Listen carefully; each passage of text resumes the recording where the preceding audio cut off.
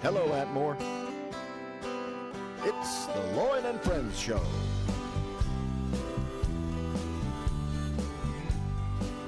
And now here's your host, Lloyd Alberton. Good morning, Bruton. This is Lloyd Albritton. And this morning on the Lloyd and Friends Show, I'm interviewing one of our local citizens, Miss Deborah George. Deborah's with me this morning in my home studio. Good morning, Deborah. Good morning. How are you? Good. Now, you probably have guessed, I'm a little technology challenged, so I was up half the night trying to figure out how to telephone in Deborah's daughter, Holly, from Birmingham. Yes. Holly's in Birmingham, and I guess I was mashing the wrong button or something. Anyway, we never could get that figured out, so we're going to try something. We're going to bring Holly into the discussion today because I'm informed by her mother that she is the creative one of the family, and she wanted her in on this interview. So Holly's here. Holly, can you say good morning? Let's see if we can pick you up. Good morning, Lloyd. How are y'all doing? There you go. It looks like it's tracking pretty good. So we should be able to have a pretty good conversation here. Deborah George, she is a Bruton resident, and her husband Kermit is here with her, but he says he doesn't want to talk. So Kermit, if you want to say something, you jump right in there, just so the folks know you're here. Now, Deborah, you are a business person here. Let's talk about you for just a minute. Give us a little background on who you are. Well, I was raised in Bruton, out in the country from Bruton, out in a little community called Bradley. Went to school at T.R. Miller for a while and graduated from W.S. Neal. And in my early life, I was a country music singer, and I recorded a couple of records. Get out! You didn't tell me that. Anyway, so I did that for about 10 years, and various jobs. Was driver license examiner. So I'm kind of a jack of all trades and a master of none. But anyway, and I have a Merle Norman studio in Bruton, Alabama, which is the only one in the area, as a matter of fact. And then my latest project is we're renovating the old Holly Hospital, which my stepdad, Dr. Holly, owned and operated for many years. And it closed as a hospital in, I think, 1953 when Macmillan opened. But anyway, so through the years, it's been a retirement home, and now we're renovating it to make a bed and breakfast, and it's going to be just fabulous. And my daughter, Holly, Shirley, that's on the phone, she is an interior designer, and quite an excellent one, I might add. She helped you with this. Oh, yeah, she's going to be the design expert. I take care of the building and all the grunt work, me and my little crew. But she's going to put the final spin on it and make it the really nice facility that it's going to be. That's your life occupation, designer, Holly. Is that correct? Yes, it is. I'm a licensed, registered interior designer in the state of Alabama. Have been since October of 2000, but I've been practicing for about, I hate to say it out loud, 25 years now. Wow. But you're in Birmingham. You grew up here in Bruton? I grew up in Bruton. I went to T.R. Miller High School, went off to Auburn, came back and lived in Bruton for a little while, then went back to Auburn, and then came back, and my very first job was selling furniture at Barrow's Furniture, actually, which is where I had learned how to price things and put furniture packages together. My wife loves to watch those TV shows. Do you have a TV show? There's a reason that HGTV, the last two letters are TV. Television. It's entertainment. Don't believe anything that you see on there. Don't believe it. Because that is not how it works in the real world. I mean, in 3 days I can get you a proposal, but I cannot get you a new house. All right, I'm going to tell her that. She loves to watch those twin brother guys. You know who I'm talking about. Yeah. Tall, good-looking guys. Little kitties, yeah, everybody likes them. But anyway, Deborah took me for a little tour the other day when I stopped by to see her. She said, "Do you want to see it?" She was telling me about it. I said, "Well, sure." So we went down and took a pretty good little tour of it, and it's a monstrosity. What a project. It's overwhelming, isn't it? Well, tell us what you've done. Tell us a little history about the Holly House. Now, it was formerly a hospital, in Bruton. Deborah, you can jump in whenever you want Well, to. I'll let her tell. Okay, She's, good. Go ahead, Holly. Prior to my grandfather acquiring the hospital, it was the Lovelace home. It was originally built as the Lovelace home and changed hands in that family several times, the E.M. Lovelace family. And It was a home that they lived in, the Lovelace home. Okay. They lived in that home. It was built around, it was early 1900s, turn of the century. Was it of that, I'm sorry to keep interrupting you, but was it of that size then? Or has it, was not, it? There has been multiple additions over I the got you. years. Okay. But the original footprint of the front of the home is still original. That is still the original layout. Okay. In the, I guess sometime around the late 20s, it was acquired as a hospital, and my grandfather graduated from the University of Louisville in 1933 from medical school, and after, he was originally from Coffee County, Alabama. He was born and raised in Kinston, and his brother Morgan was living in Evergreen. His brother Bob was down in closer down to Foley. And so after he went to New York and worked, he worked at Bellevue Hospital in New York as part of his residency. He worked at Hazard County Hospital up in Hazard, Kentucky, where Dukes of Hazzard was filmed. He also worked in a prison there, and he did a little time at Ellis Island, and he was a ship's doctor for a while. We need to clarify at Ellis Island. He was working in his profession. He wasn't actually a resident there. Oh, Okay. at Bellevue. No, he did his residency. Although people who know him might have wondered had he been a resident at Bellevue, but no, he was just a funny guy. He was not a nut. See, she's stepping all over. He was a funny guy, you say? He was. Okay. He was hilarious. He was hilarious. But he came back to Bruton and worked at the hospital there and acquired the hospital in the 40s. And when it became known as the Holly Now, this was your grandfather. Yes, Dr. Yes, Holly. this is my grandfather. And what was his name? What was his first name? Dr. A.F. Holly. He was Ed Holly. His, Okay.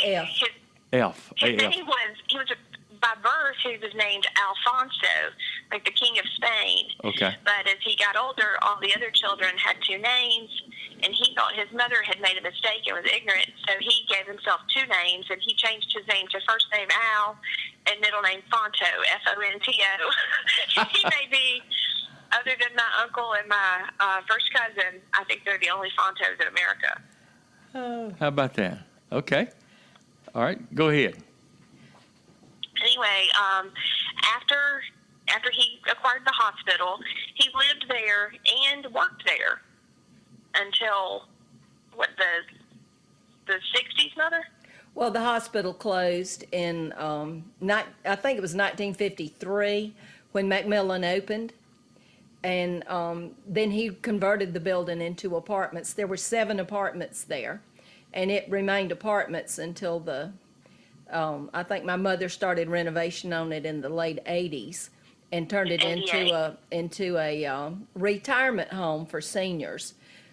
I think it was classified as a boarding house, and so she had 10 residents there most all the time, and it was a wonderful place to live, and the food was excellent. She always served them honey baked ham and Omaha steaks, and it was just a great place for everybody to live during those years of it being the retirement Your home. mother did that? Yes, my mother, Miss Lennis Holly. Okay. She kept it for 20 years.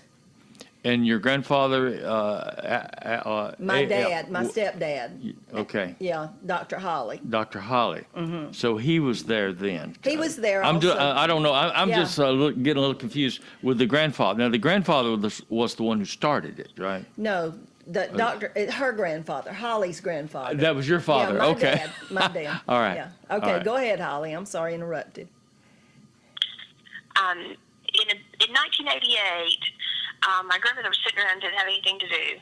So she was bored, and she's a worker. We're all a little bit driven workaholics. Some families drink. Some families have drug problems. We have working problems.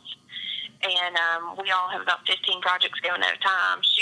My grandmother's 89, and she's still going wild and wide open. But she was bored and decided that after her mother had passed, she wanted to create a place where other elderly people could come and, have good care and be loved on and taken care of. And it gave her a purpose at that point in her life. So she started a new career in her 60s, a lot like my mother's doing it in this building in her 60s. Late 60s. Late 60s, yeah. So we've all, spent a lot of time in that building. Over the years, we've all joked about that at one point or another, we've almost lived in every room of that house, because what grandmother would do is, as we lived in those apartments, if we got it all fixed up and decorated, she would move us into the one that needed the most work. We would paint, hang wallpaper, mother especially, but I did too when I was in my 20s. And we'd live there, and once we got our apartment fixed, she would say, well, I'm going to need to rent that, so you're going to need to move back to number 3, or you're going to need to move back to number 2. And it would start all over again. So this is not the first time that we've demoed this house and painted these walls. So we've painted every wall in this place at least once. Wow. Well, Deborah, you were talking the other day about playing in a certain room. You were showing me. So you grew up in that house. Oh, yeah. As a child. And so did Holly. You did too then. Yeah. Grew up in that house as well. And my daughter, who's an OR nurse, Mary Catherine, she grew up in that house when she was a child, because my grandmother would keep her during the day while I would work or I was in school. So she spent a lot of her childhood there with the little old ladies. She had about 10 grandmothers growing up, so she was absolutely rotten. And her children will be the 5th generation of our family to be a part of that building. Wow. To grow up there. Well, now, tell me what you're, the two of you, tell me what you're doing with it now. You're turning it into something different. It was a retirement home, and now you're. Yeah. Has it been vacant for some time? Yes, or it's been vacant for about 3 years. For about 3 years. About 3 years. So we've been working on it for.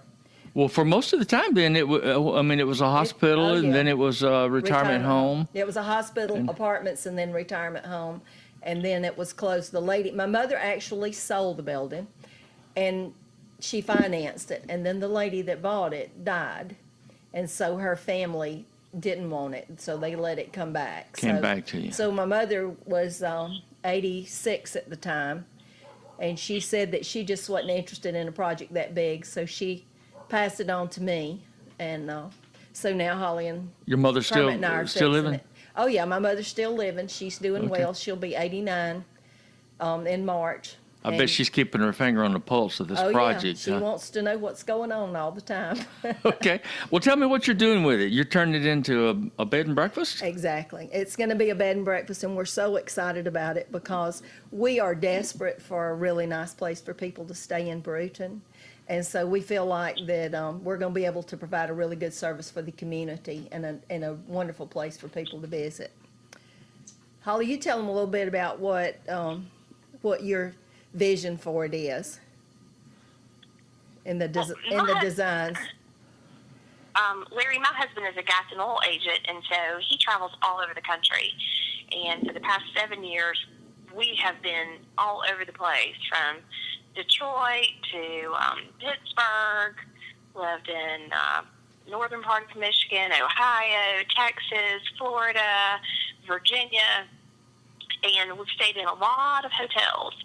And so when you live in a hotel for a while, you learn all the amenities. Like, I can look at the Marriott website, and I can look at that hotel and their color scheme, and I can tell you when that hotel was remodeled based on what they have there. And you learn there are different amenities that you wish some places had, and there are amenities that some other places have that you just get really excited when they have them. And the one thing you want to have, especially when people are coming to Brewton, whether it's for business or if they're coming home to see their family, or if you have a death in your family and you come home and you're from out of town, there's nowhere to stay and nowhere to feel like you're at home. And if you come home to visit friends, there should be a place where you can all get together. And there's just nowhere like that there now. And what we want to create is a home away from home for people, so that when they come in, they immediately feel welcome. They feel that spirit of the community that they had growing up there. Or if they're not from there, to get to be a part of a community for a little while that's almost picturesque, that's like something out of a movie. People who are not from Brewton or not from a small town, when I tell them about the way that we grew up there, they think I'm joking, because they're like, oh, that sounds like a movie. People aren't that nice. They don't help each other that way. I'm like, yes, they do. It's really an unusual place as far as, the love that is shown. And that's something that we want to convey through this space, is people to come in, feel welcome, have a good bed, have an interesting room. I'm a huge fan of Autograph hotels, and the Autograph Hotel collection is part of Marriott, which I really love. They take old spaces like banks, and you'll walk in, there'll be a big bank vault behind the back, or there'll be an unusual buildings with great architecture, and they'll transform those spaces into something really comfortable, high-end, and you feel like you're somewhere special. And we want to take the charm of this building and really give it something that makes it feel so special, so that if you wanted to go there on your honeymoon the night after your wedding before you go off on your trip, it'll be a place that you'll always remember going. Are you enjoying the show? Well, you better listen up. Did you know that you could be a sponsor of the Lloyd and Friends show? Well, you can. Business sponsorships are just $100 a month, and individual sponsorships are only $50 a month. So why don't you be a sponsor? Call my Papa Lloyd at 850-281-3233 to find out how. Hello, this is Lloyd Albritton, inviting you to read my book, Baby Blue. Baby Blue is a fictional story, a crime drama, a family saga, if you will, set in the real-life Escambia County of 1951. Many local readers, however, say the story feels real to them, with some even proclaiming that they know the unique Southern characters in the story personally. Well, it is a fact that I grew up in Escambia County, and I've written hundreds of stories over the years about the characters and places I've known here. Many of these stories are included in my second book, a collection of stories and poems entitled The Albritton Letters. You can order my novel, Baby Blue, or my short story collection, The Albritton Letters, at my personal website. Just type www.babybluedistributors.com into your internet browser and place your order. Now, you can also order my books at Amazon.com in either hard copy or electronic download. But if you order from me directly, I will sign and comment in every copy sold. So why not place your order today for my novel, Baby Blue, or my short story collection, The Albritton Letters, or both, at www.babybluedistributors.com. You're going to love them. I guarantee it. And now let's go back to the Lloyd and Friends show with Miss Deborah George, Lloyd's guest. You going to have a honeymoon suite? We are going to have a honeymoon suite. We sure are. Okay. Because traditionally, when people have had a wedding in town, they have all their friends come in.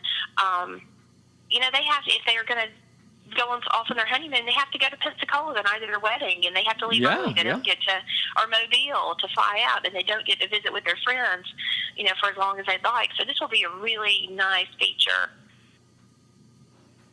Well, now each. By the way, are you gonna invest in nothing but the best mattresses and pillows? Then, right? Let me tell you something. There are two things. Well, three. If you're a woman, there are three things that are really important in life that you spend money on: shoes, a bed, and a bra. I hear you. You need to get the best, because if those things aren't right, you're gonna have a bad day. That's right. Yeah. We've changed our mattress about 3 or 4 times around here to get the right one, but I just can't stand hotel beds. Just kill me. So very important.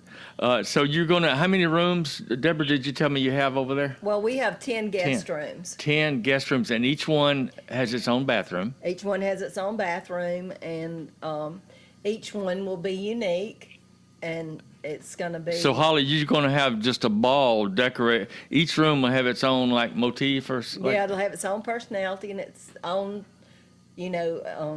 particular type of features in it. So she'll design each room so that it's really neat. Now, you're coming to Bruton quite a bit then for this project. You're kind of back and forth, I guess, huh?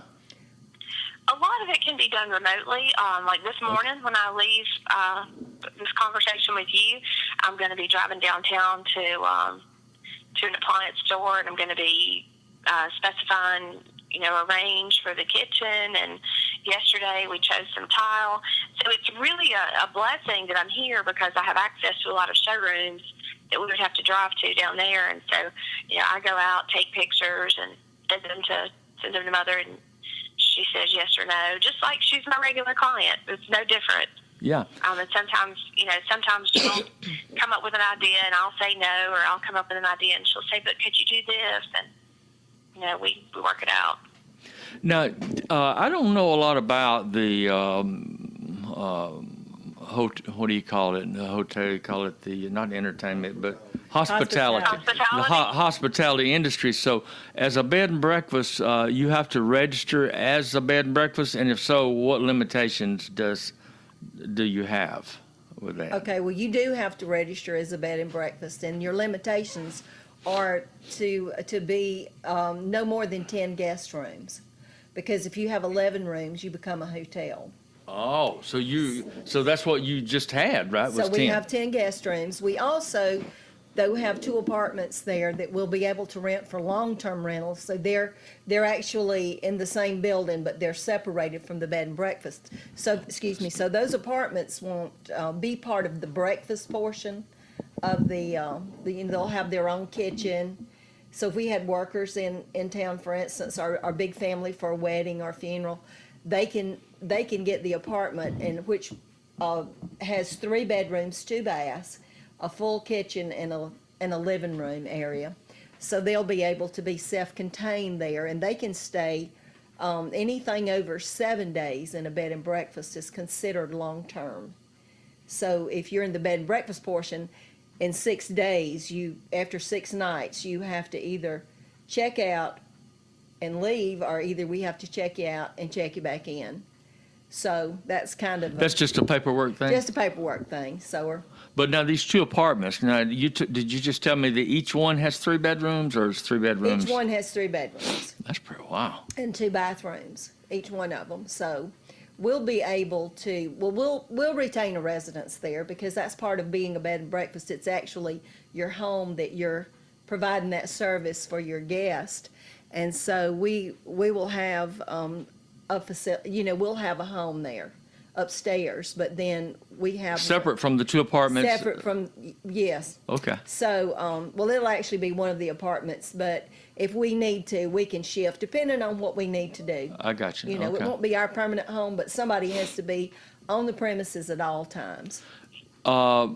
All right, now tell me about the food. Are you going to feed people? Oh, yeah, we're going to have. Now, the only thing that we're allowed to do, based on the ordinance of the city of Bruton at this time, is provide breakfast only. So we'll have a fabulous breakfast every morning, probably starting at 7, maybe from 7 till 8:30 or 9.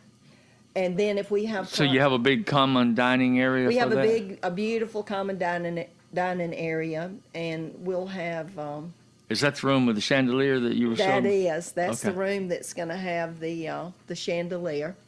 And it's just going to be beautiful. And we'll offer a gourmet breakfast. And then if you have a special need, we'll be able to, if you notify us prior to checking in, when you make your reservation, we'll be able to accommodate you if you happen to have to be gluten-free or whatever your issue is. We'll take care of that from the standpoint of providing what you need for breakfast. And then in the afternoon, we'll have a little tea time. So we'll serve coffee or tea, maybe scones or cake, So when you've had a busy day, you can come in. Now, who's going to do all that? You going to do that, or you got to hire I'm going to have to a hire a chef? cook for breakfast. I'm actually a good cook, but the guy out at the college said, well, you might poach the most perfect egg in the world, but can you do it for 30 people at the time? And I said, probably not. So I'm probably going to have a cook, and I have a chef in mind that we will probably use for breakfast. And then the bacon, I love to bake, so I'll probably be doing a lot of the baking for the afternoon snacks. And then we also will have a room that's a snack room off the main common area living room, that at any time the guests will be able to go have coffee or soft drinks or water and pick up a snack if they need it. And all that'll be included actually with their room. That Yeah. comes with it. So we'll provide that for them. Now, who do you anticipate? I'm here in Atmore, is where I live, and Right. Atmore and Bruton are sort of first cousins. We have some similar demographics. Who do you anticipate as being your customer base for this bed and breakfast? I Well- mean, I know Holly has said travelers. She and her husband Right. travel. Right. But Well, we have a lot of how business you gonna do travelers. that? We have a lot of business travelers in Bruton, and one of the main complaints that some of these businesses have there is that their people coming in have to come to Atmore to have a place to stay, and it's really nice down here. But the problem is, it's a good 35-minute ride to get back to Bruton. So if they have a 6:30 meeting or 7 o'clock meeting, it's a little cumbersome for them. So a lot of businesses have said that they're very interested in bringing in their people from out of town that are coming in to executives and such. And so we feel like we'll be a really nice place for business travelers, as well as there are just people in this world that love to go to bed and breakfast. They just set out on a trip, and Very unique. that's what they Yeah, do. very So unique. we're hoping to to accommodate them as well. any competition right now? Any other bed and breakfast in Bruton? That you know? Nothing in Bruton. Now, there are a few homes that have, it's like we have a little house actually that we have listed with Airbnb. And so we've rented it like that, as 2 or 3 other homes have. And so, but for what we're doing, no, there's nothing else like what we're going to do. And we will also have a room, we got a really large room that when I was taking you on your tour that you saw, that will be a multi-purpose room. So if we had a small corporate meeting, we could accommodate it and have breakfast for them.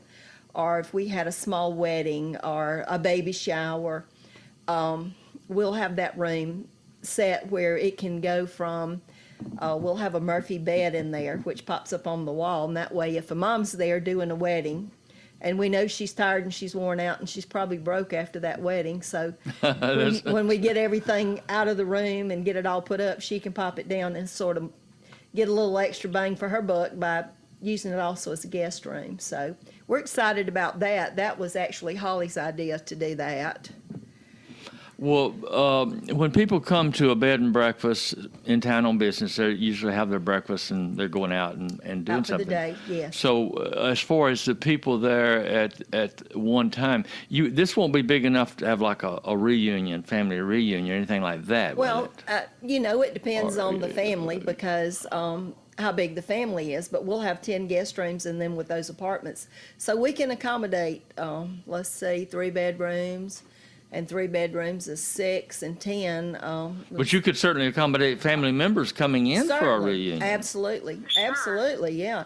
And I mean, Well, they could use our facility. Yeah. Go ahead, Holly.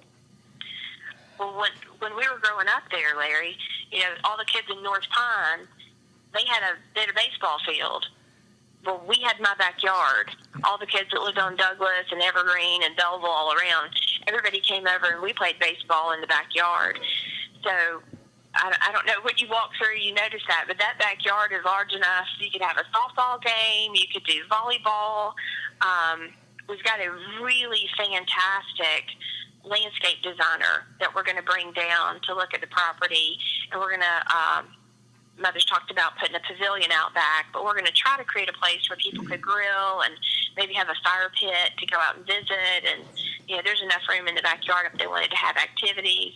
And on that side yard, there are lots of things. They could set up a tent and have a picnic. It's going to be wide open for people to be able to use when they're there. This just gets interestinger and interestinger. We didn't even talk about the outside, but that's fantastic. Yeah, well, Lloyd, when I look out the... Y'all must be rich. No, we're broke now. Well, maybe before this project began, you could have said that. Not after the money pit. You could have been, huh, if it wasn't for this house. I know. Have you seen the movie The Money Pit? Yeah, I have, yeah. Yeah, that's his house. The Money Pit. She'll call me and say, "Oh, well, good thing we tore that wall out. That was rotten." And so it's going to be the best built structure probably in the state of Alabama by the time it's completed. Well, do you ever feel like you just want to cry? I quit? I do, because I'm the one in it every day. I'm the one that's there day in and day out. It does feel overwhelming sometimes. I saw it. I mean, I told Deborah, let's do this. I don't know what we need as a video because I guess no group of words could do justice to seeing the size of this project. It's quite amazing, but I think we're doing a pretty good job. Yeah, Kermit says there's about 14,000 square feet in it.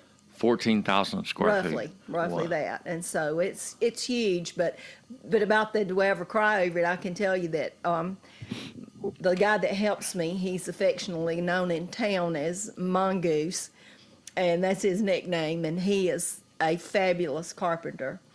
And I think if I hadn't had him there, knowing his ability and seeing what we were facing in some of the areas that had just deteriorated so bad, I think we would have had to call a bulldozer, because I sat on the floor one day and I was so overwhelmed, and I cried, and he happened to walk by and he said, "Oh, Miss Deborah, what's wrong?" And I said, we just can't survive this. And he said, he sat down beside me on the floor, and he can't stand to see me cry, and he put his arm around my shoulder and he gave me a squeeze, and he said, "Miss Deborah, it's fine." He said, "This building is bad, but it's going down, and I am much better than the building." So he's a little Spanish guy, and I'm telling you, he's been a rock to lean on during this project, because he could see beyond what I could see when we'd find some really bad areas. But it's going to be fabulous when we finish. Well, now give me some idea. I used to travel a lot in my work, and I know hotel costs are,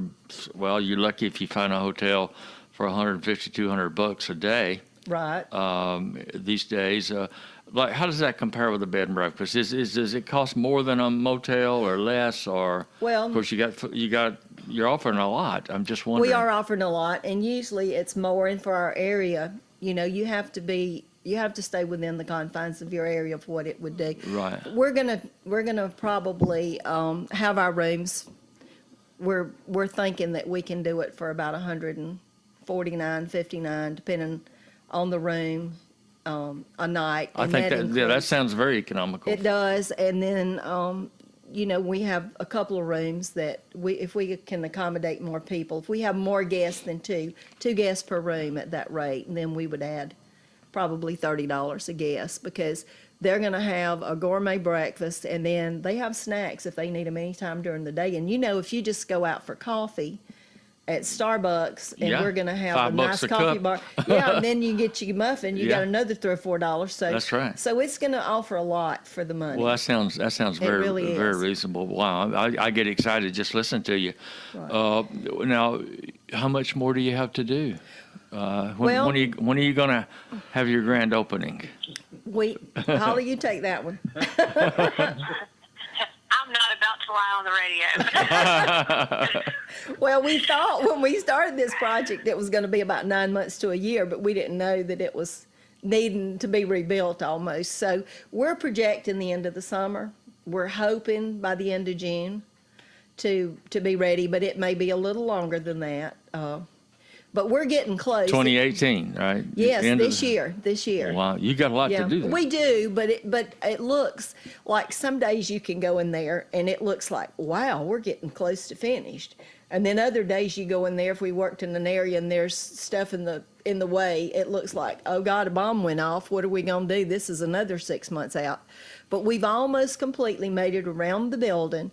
With the roofing we've cut. Well, it's kind of like when you move. You know, when you move, you got all these boxes and the pictures aren't up and right, everything's and it looks like a mess. And like 2 days later, it looks like a home. That's right. So, and we have most of the interior, the basic work done, and we have the. You found all the rotten spots already. We found. Well, we think Hopefully. we have. Okay. We think we have. We just. And we're getting our porches on, and the roofers are, roofers are an odd little bunch. They get about 10 jobs going, and they'll stay at your house 2 days, and then they go somewhere else, and they true. job hop. So if I can keep That's my true. roofers in place, it's going to speed it up a lot. But it's going to be really nice because once the main structure outside that we've had to do, where we found where water's been leaking within the walls and the roof has had to be cut off down to the wall, and about maybe a little over a third of the building, we've cut it down to the wall and had to reframe the roof. So that's taken a while. But once those things are done, it's going to move pretty quickly. There was no insulation in that building. Right. None. So it's all been completely blown in. It's going to be very comfortable. There's just been so much structural work that's been done that once they get all that wrapped up, we're going to get rolling. This weekend, this Thursday and Friday, I'm coming down. We're going to walk through. And there were a lot of furnishings that were in the building that were moved out. We've bought some things that we found over time. Mother bought a lot of things. I've specified a lot of things, and those things get moved from place to place. So we've got to go through and do an inventory, get everything, get our room scheduled together, figure out what we have left to purchase, and then we're going to get all that done next week.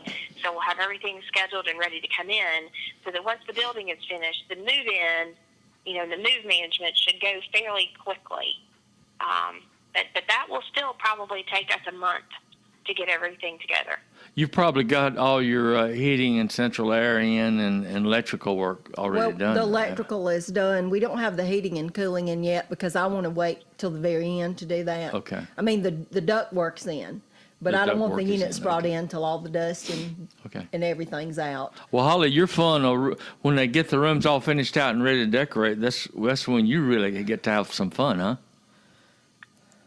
The polishing. I mean, some of this has got to be drudgery work, but when you actually get in and put those polishing touches on the rooms and stuff, that sounds like it's got to be fun. It makes you happy when you get to the end of it. But when we did that Airbnb, we worked about for a good solid week. We pulled 18-hour days, and I mean, we couldn't hardly walk when we would get to bed. We were just like, we would get a shower and just crawl in the bed, and just both of us would lie there and go, I know, and it was 1,200 square feet in that house. So yeah, this is 14,000. It's 14,000. Yeah, multiply that by 14, and if we're in wheelchairs in August, you'll know why. Yeah. Well, I hope that you're going to have a big old ribbon cutting grand opening over there with half of Bruton. Is the city kind of on board with you with all this going on? Oh yeah, the city's been wonderful to us, and they're excited about the possibility of the bed and breakfast, because we feel like it's going to be a great asset to our city. And so we're going to have the chamber will come, and we'll have a big ribbon cutting, and we're going to have a great big open house so the community can come and see what's going on, because a lot of times when I go to town, because people really, and I know you found this to be true. When you first get there and you just drive by the front, you say, well, gosh, this is a big house. But when you drive around to the side of it and then you go in it and you start walking it, you'll say, oh, my God. I got lost in that place. This thing's a monster. Yeah. And so it's very deep. Yeah, people in town will say, well, are y'all ever going to get finished?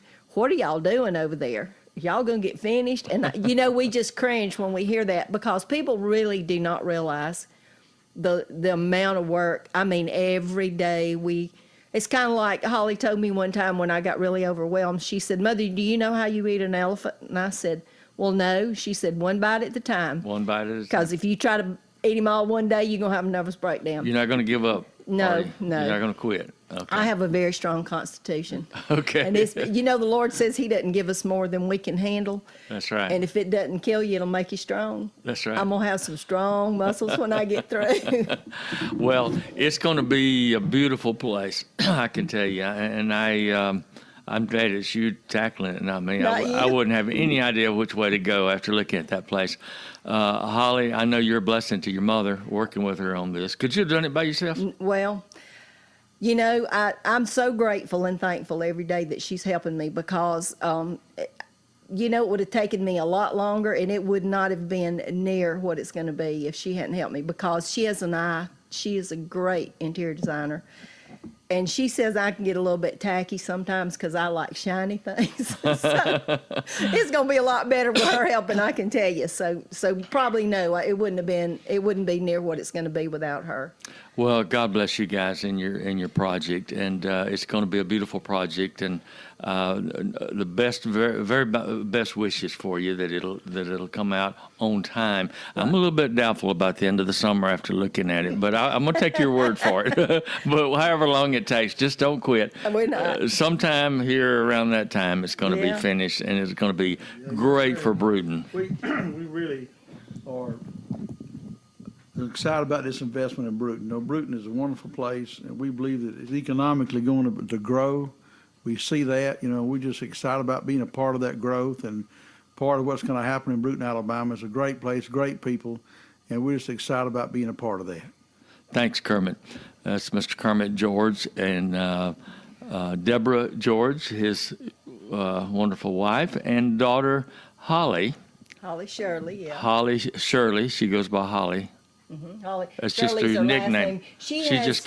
She has two first names for her.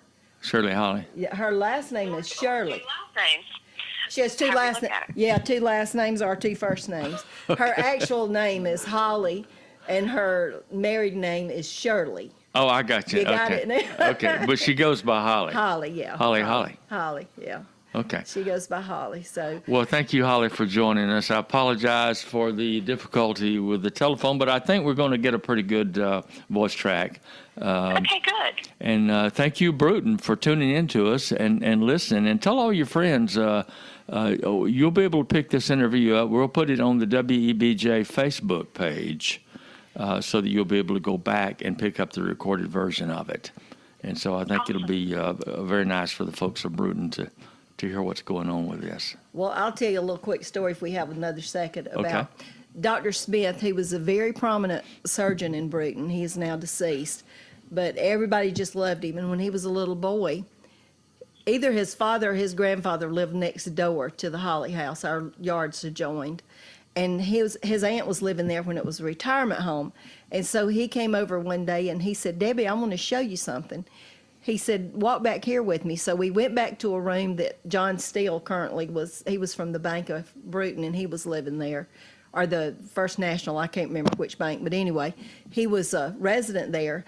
And so we went back to John's room, and Dr. Smith told me to look out the window, and there was a big old pecan tree back there that's gone now, but at the time he was a little boy, I was a young girl, and that Holly was a child.